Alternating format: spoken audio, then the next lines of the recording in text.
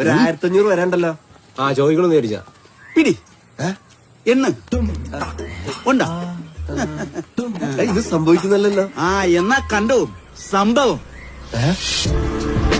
ഒരു സംഭവമല്ലല്ലോ, 3 സംഭവം ഉണ്ടല്ലോ. ലെവല് മാറിയോ? യുക്തിവാദികളാ യുക്തിവാദികൾ. നിങ്ങൾ വിട്ടോ, മനോഹർജി താക്കോലുമായിട്ട് പുറകെ വരുന്നതായിരിക്കും.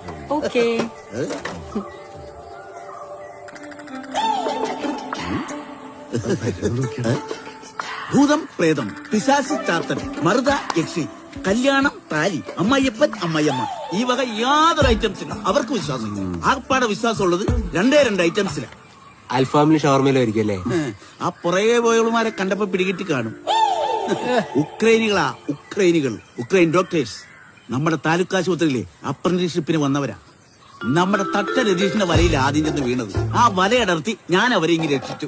കൈക്ക് കൈ 1500 മേടിക്കുകയും ചെയ്യും. പോക്കറ്റിലിട്ട് തന്നു അവരുടെ ജീവൻ രക്ഷിച്ചതിന്.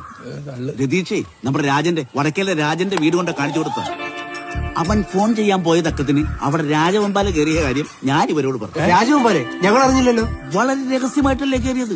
ഫോറസ്റ്റുകാർ വന്ന് പരമരഹസ്യമായിട്ട് അതിനെ പിടിച്ചോണ്ട് പോകും. രതീഷ് വരും വെട്ടുകത്തി കോടലിട്ട് വെട്ടാൻ. കണ്ടോ ചരടിന്റെ കളർ കണ്ടോ? ഏശത്തില്ല മക്കളെ. നിന്റെയൊക്കെ പൂണ്ട വിളയാട്ടം ഇതോടെ തീർന്നു. ഭൂതമുണ്ട് പ്രേതമുണ്ട് തൂങ്ങിച്ചെത്തു. ഒരു മനുഷ്യനെ ഇങ്ങോട്ട് അടുപ്പിക്കത്തില്ലായിരുന്നല്ലോ. തീർന്നു. നാളെ മുതലേ അവരിവിടെ താമസം തുടങ്ങുക. താക്കോലിട് കൊടുക്കടാ. താക്കോലെടുക്കടാ.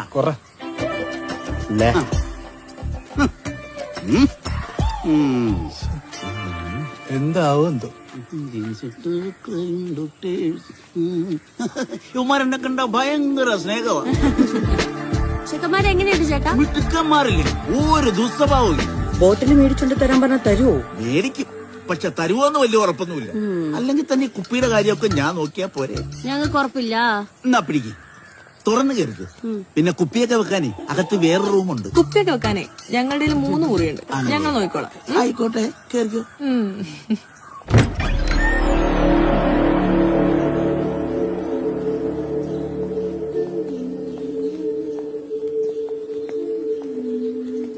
ഇവിടെ കട്ടിലും കിടക്കൊന്നുമില്ല ചേട്ടാ? വരും. കട്ടില് കിടക്ക പുതപ്പ് തലകണ ചീപ്പ് കണ്ണാടി എല്ലാം വരും. എപ്പോ വരും? ഉറപ്പിച്ച? ഉറപ്പിച്ചു. എന്നാ ഞാൻ മുതലാളിനെ ഒന്ന് വിളിക്കട്ടെ. പട്ടാളത്തിന് ഒരു സന്തോഷ വാർത്ത കൊടുത്തു. ബ്രോക്കർ രതീഷിന്റെ മെസ്സേജ്. ഒരു തൂങ്ങി ചേട്ടാ കിടക്കുന്നത്.